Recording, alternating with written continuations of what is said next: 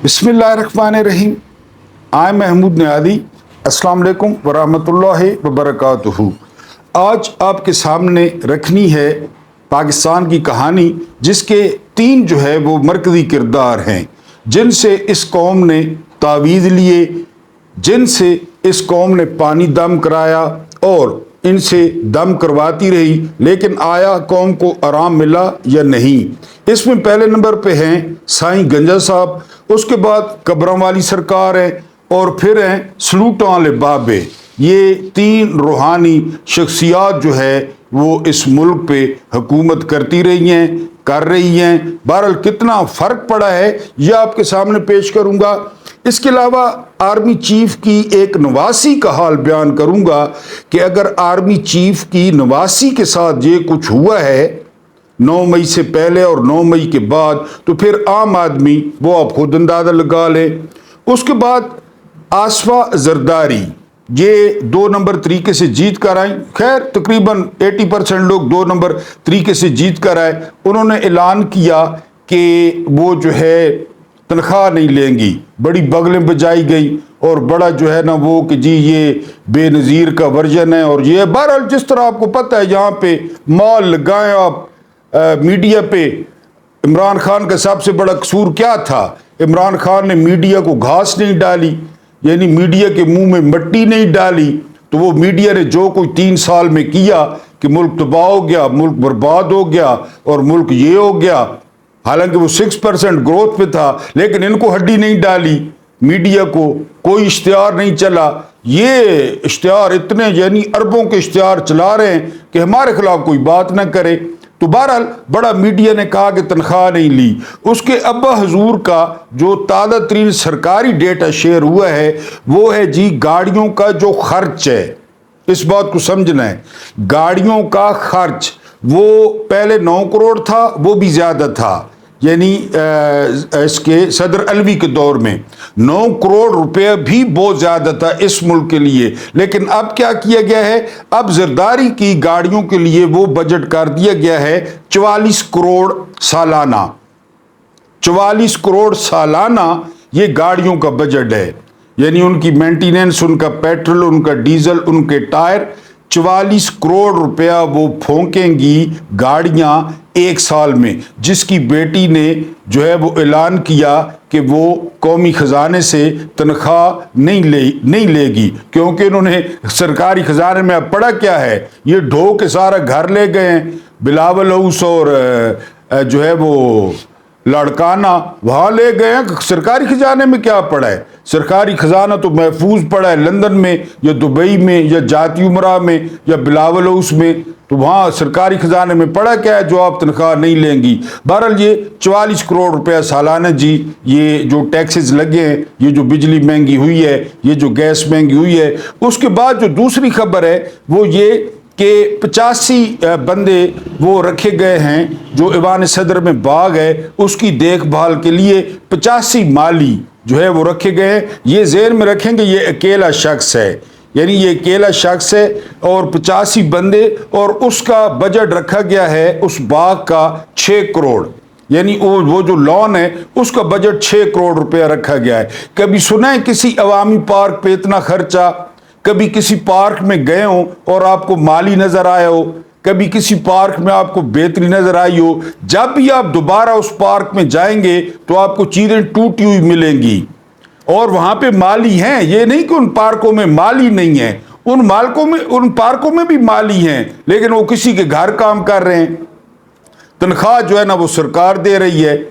तो ये 85 माली और दूसरा 6 करोड़ रुपया ये जरदारी साहब का जो ईवान सदर में लोन है उसके लिए मुख्तस किया गया है, और 44 करोड़ रुपया मुख्तस किया गया है उनकी गाड़ियों के लिए। बहरहाल ठीक है जी, मैंने वैसे भी बताया 3 मरकज़ी किरदार हैं, वो आगे चल के आपको बताऊंगा कि ये 3 सरकारें हैं जिनसे पाकिस्तानी अवाम तावीज़ लेते हैं, दम कराते हैं, दम वाला पानी पीते हैं। उससे कुछ फ़र्क पड़ा है या नहीं पड़ा वो आपने खुद डॉट कनेक्टिंग कर लेनी है।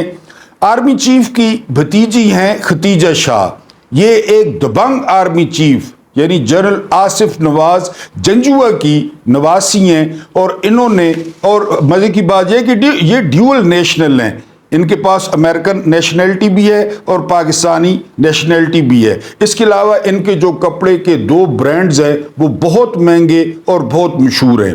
یہ پی ٹی آئی کی ہمدرد اور سپورٹر سمجھی جاتی ہیں۔ 9 مئی میں یہ گرفتار ہوئی، اور یہ بھی آپ کو بتا دوں کہ سابق وزیر خزانہ سلیمان شاہ کی یہ بیٹی ہیں، سلیمان شاہ کی، آپ کو یاد ہوگا مشرف کے دور میں، اور آصف نواز جنجوعہ کی یہ نواسی ہیں۔ اس آرمی چیف کی، سابق آرمی چیف کی نواسی نے خطاب کیا ہے امریکہ میں یہاں سے بیٹھ کر، اور انہوں نے جو رودات سنائی ہے کہ ان کے ساتھ کیا ہوا، ان کے شوہر کے ساتھ کیا ہوا، ان کے ابو کے ساتھ کیا ہوا، حتیٰ کہ ان کی ریپ کی خبریں چلوائی گئیں۔ یہ میں سٹوری آپ کے لیے اس لیے شیئر کر رہا ہوں کہ یہ آرمی چیف کی نواسی ہیں، یعنی کچھ خیال کیا گیا ہوگا ان کا، اور یہ ایک منسٹر کی بیٹی ہیں اور ڈیول نیشنل ہیں، اور ان کے ساتھ یہ کیا گیا۔ ان پر قتل کا الزام لگا کر ان کو بلوچستان بھی لے جایا گیا، اور جتنی لمبی انہوں نے جیل کاٹی۔ تو اب جو لوگ ملٹری کے پاس ہیں، جو لوگ صنم جاوید ٹائپ جو عام جیلوں میں ہیں، میں نے آپ کو ایک ویلاگ میں کہا تھا کہ ان 27 مہینوں کی اگر کبھی کہانی سامنے آئی، اور آئے گی، فرعون کی نہیں آئی، یزید کی کتابیں نہیں بھری ہوئی، قارون کی نہیں آئی، میرے ویلاگ پڑھے ہیں، یزید پہ پڑھا ہے، قارون پہ پڑھا ہے، میرے ویلاگ پڑھے ہیں، سب کی کہانیاں نہیں آئیں، یہ 27 مہینے کی بھی آئیں گی۔ لیکن پاکستان کی ہسٹری میں ان 27 مہینوں میں یہ 27 مہینے یزید کو بھی شرما دیں گے۔ میں نے کہیں نہیں پڑھا کہ یزید نے جو ہے نا وہ کسی کا بیٹی کا جہیز لوٹ لیا تھا، یہ میں نے کہیں نہیں پڑھا، یقین کریں، پتہ نہیں آپ میں سے کسی نے پڑھو تو ٹھیک ہے، جہیز لوٹ لیا اس نے، انہوں نے لوٹا ہے جو ہے نا اسلم اقبال کی بیٹی کا۔ میں نے نہیں سنا تھا کہ ایک پولیس والا پی ٹی آئی کے لیڈروں کے 33 موبائل چور بازار میں بیچتے ہوئے پکڑا گیا، میں نے نہیں سنا کہ یزید کا کوئی لشکری یہ ہاں پکڑا گیا۔ 80 سال کی عورتوں پہ کے گریبانوں سے پکڑنا اور گریبان پھاڑنا، یہ میں نے پہلے نہیں سنا تھا، یہ ان کے دور میں سنا۔ یہ جو کہتے ہیں نا 90 دن اور 100 دن، یہ جو نیک پروین کہتی ہے ٹک ٹاکر، 2.5 سال سے ان کی حکومت ہے، 2.5 سال سے۔ پی ڈی ایم کے کت خانے کو یاد کریں، کاکڑ والے چکلے کو یاد کریں، اب پھر انہی کی حکومت ہے۔ کون تھا کاکڑ، کون تھا محسن نقوی، انہی کی حکومت ہے، بالکل 2.5 سال سے یہی تباہی پھیر رہے ہیں۔ تو بہرحال وہ ختیجہ شاہ کا آپ نے اگر خطاب سننا ہے، آپ پورا نہیں سن سکیں گے کہ ختیجہ شاہ کے ساتھ انہوں نے کیا کیا، اور عام بندے کے ساتھ انہوں نے کیا کیا ہوگا، کیا کر رہے ہوں گے جیل میں۔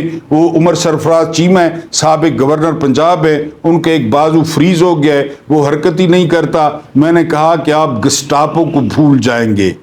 گسٹاپو نازی جرمنی کی ایک خفیہ پولیس تھی جو ہرمن گورنگ نے بنائی تھی، اور اس میں کوئی ایف آئی آر نہیں ہوتی تھی، کوئی چلان نہیں ہوتا تھا، وہ آن دی سپاٹ یا گولی مار دیتے تھے یا مستقل طور پہ بندے کا پتہ نہیں چلتا تھا۔ یہ گسٹاپو یہ 27 مہینے جاری ہیں، ابھی آج بھی جو ہے نا وہ عمر یوب کے گھر میں چھاپا پڑا ہے، جو اپوزیشن لیڈر ہے، جار کوئی ختم تو نہیں ہو گیا، جاری ہے۔ بہرحال ان 27 مہینوں کی یا ان 3 سالوں کی جب کوئی کہانی لکھے گا، اور یہی بولیں گے کیونکہ آپ کو پتہ ہے نا ایک وقت آ جاتا ہے یہ خود بولیں گے کہ ہم نے کیا کیا، ہم نے کیا کیا۔ وہ ایک ہے نا آئی جی صاحب کا عباس خان، ان کی کتاب موجود ہے کہ ان میاں برادران نے 26,000 کرمنل کو وہ پولیس میں بھرتی کرایا، اور اس میں جو کئی افسر ہیں، اب یہ آئی جی کی کتاب ہے عباس خان کی، آپ پڑھ لیں۔ تو اسی طرح جو ہے نا وہ یہ سارے بولیں گے کہ ہم نے کیا کیا۔ اور میں نے آپ کو بتایا کہ یہ جو پولیس تھی نا، پولیس 9 مئی کے بعد 2023 اور آج تک اربوں پتی ہو گئے پولیس والے، اربوں پتی، ہر بندے کے پاس پہنچ جاتے، इतने पैसे दो वरना 9 मई, ये चीज दो वरना 9 मई, किलो बैंगन दो वरना 9 मई, दर्जन केले दो वरना 9 मई, 2 किलो सेब दो वरना 9 मई, क्योंकि स्क्रिप्टेड था। अब तो राना सनाउल्लाह ने कह दिया 1 साल बाद कि इनको बैरूनी मदद भी हासिल थी। पीटीआई को 9 मई वाले दिन बैरूनी मदद भी हासिल थी, निकालते बच्चे देता जा रहा है 9 मई अपने मतलब के लिए। मैंने आपको बताया कि जिस दिन एस्टेब्लिशमेंट ने होश के नाखून ले लिए और इमरान खान के साथ बात कर ली या बात शुरू हो गई, तो ये किधर जाएंगे? ये सियासी यतीम, इनका कौन सा ठिकाना है? ये गए बस रद्दी की टोकरी में। ये अभी जो है ना वो हुक्मरान है, तो वो बच्चे देता आ रहा है 9 मई। अब राना सनाउल्लाह ने कह दिया है कि जी बैरूनी लोग भी इनके साथ शामिल थे। मोदी किसके घर आया बगैर वीजे के? पगड़ियां किसने पहनाई? सज्जन जंदाल किसके दौर में मरी आया बगैर वीजे के? किसके साथ पार्टियां की? मरियम के दामाद का पावर हाउस कहां से आया?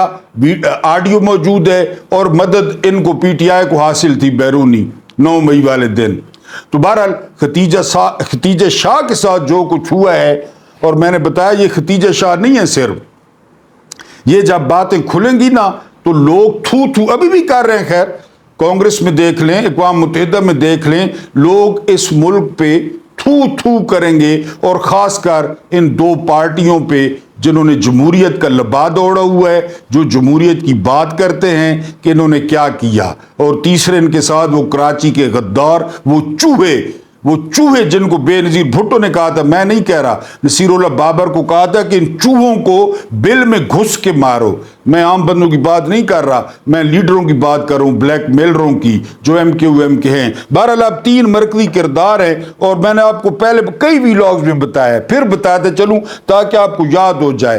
पाकिस्तान बना ना, इस पे 3 कुव्वतों ने हुकूमत की है। 3 कुव्वतों में पहले नंबर पे जर्नैल, ठीक है जी, 40 साल 4 जर्नैल। दूसरे नंबर पे नून लीग, तीसरे नंबर पे पीपल्स पार्टी। और जब ये जमातें अपने नाम के साथ नहीं थी ना, तब भी ये किसी न किसी तरीके से शामिल थी।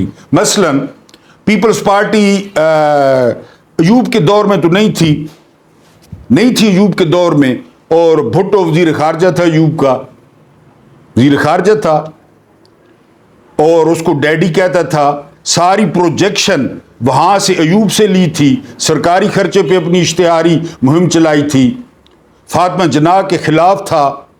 और मजे की बात आपको बताऊं, कई व्यूअर्स को नहीं पता होगा, अयूब खान का फातिमा जिन्ना के खिलाफ जो कवरिंग कैंडिडेट था ना, कवरिंग कैंडिडेट, वो ये कायद अवाम भुट्टो था फातिमा जिन्ना के खिलाफ। ये उम्मीदवार, ये कवरिंग कैंडिडेट था कि अगर अयूब खान को कुछ हो जाए या व्हाट्सएवर, तो ये कवरिंग कैंडिडेट था।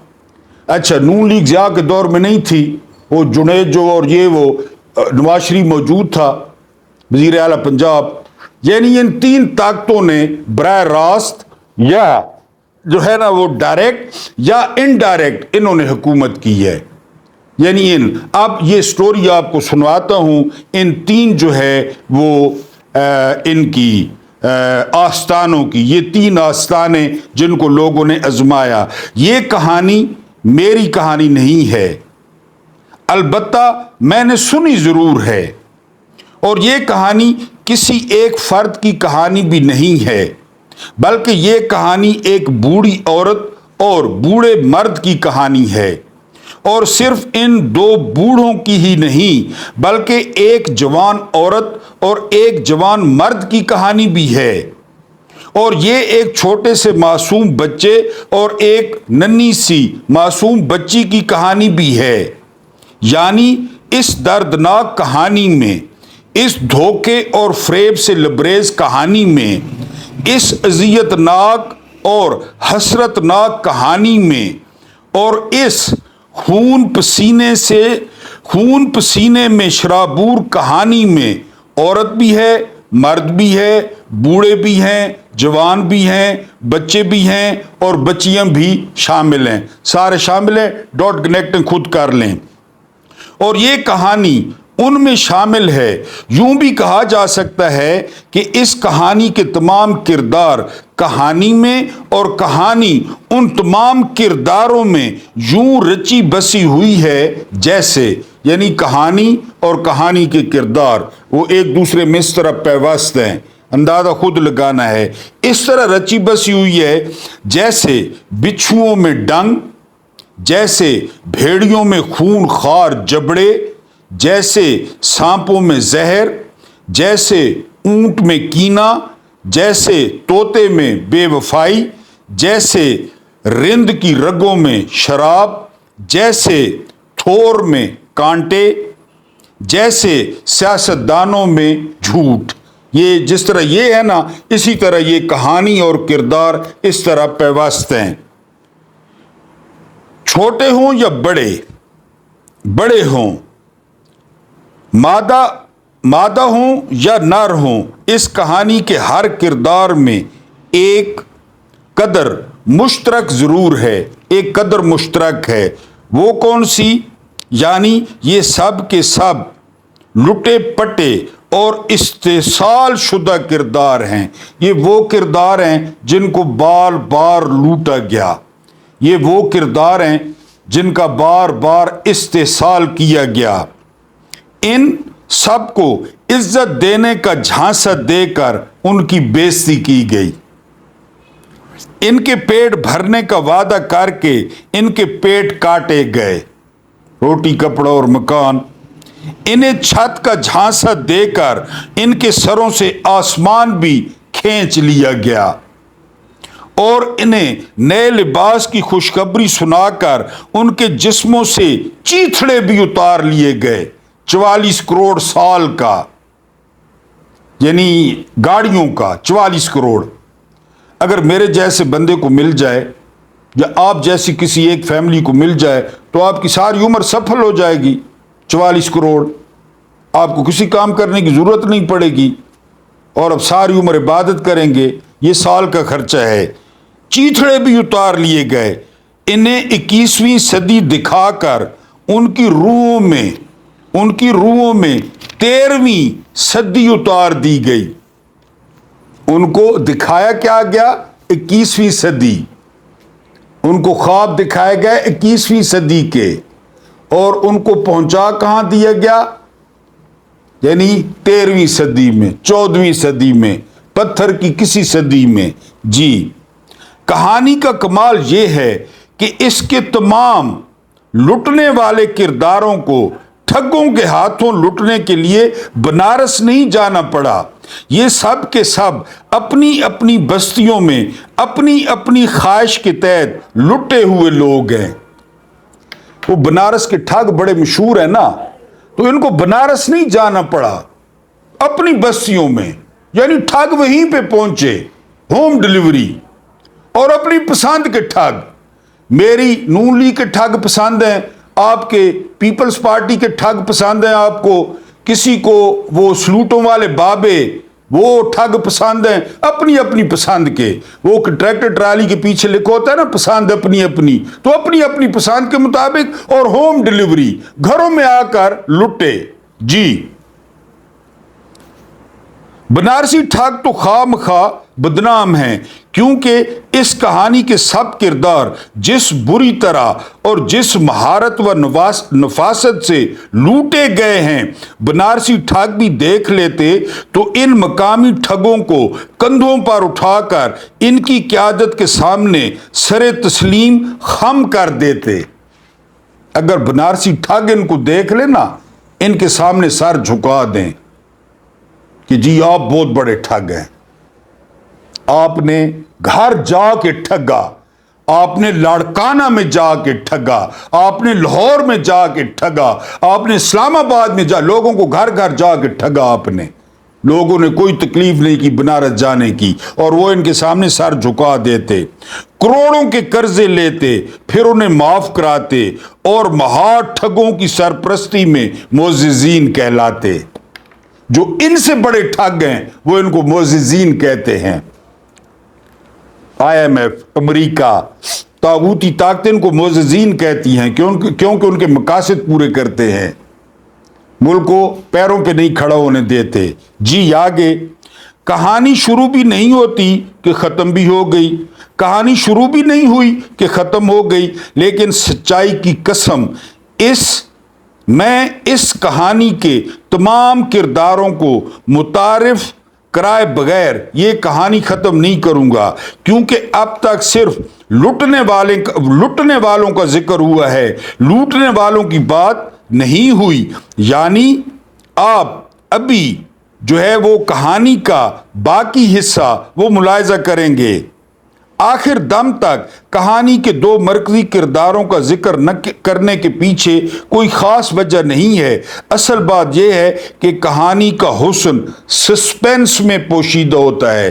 थोड़ा सस्पेंस है, अभी सिर्फ आपको लूटने वालों का बताया है कि अपनी दहलीज पर लूटे गए, अपने शहर में लूटे गए। बिल्कुल। अब जी बहरहाल कहानी की टेक्निक पर लानत भेजकर हम कहानी के 3 मरकजी किरदारों यानी साईं गंजा, इसके अलावा कब्रां अली सरकार और इसके अलावा सलूटां वाले बाबों की तरफ आते हैं। लेकिन उनकी तरफ आने से पहले वो बुढ़ा बुढ़ी, वो लड़का लड़की, वो बच्चा बच्ची भी हमारे ध्यान में रहने चाहिए, क्योंकि यही वो किरदार हैं जिन्हें कभी साईं गंजे ने बेवकूफ़ बनाया और कभी इसको कब्रां अली सरकार ने बेवकूफ़ बनाया और कभी इनको सलूटां वाले बाबों ने बेवकूफ़ बनाया।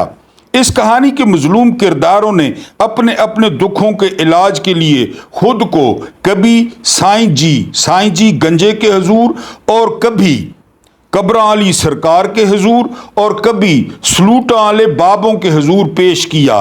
उनका ख्याल था कि ये तीनों बहुत पहुंची हुई हस्तियां हैं, पहुंची हुई, और इनके फोंक मारने, तावीज़ करने और दम दारू से उनकी महरूमियों, गुर्बतों और लाचारगियों का इलाज हो जाएगा।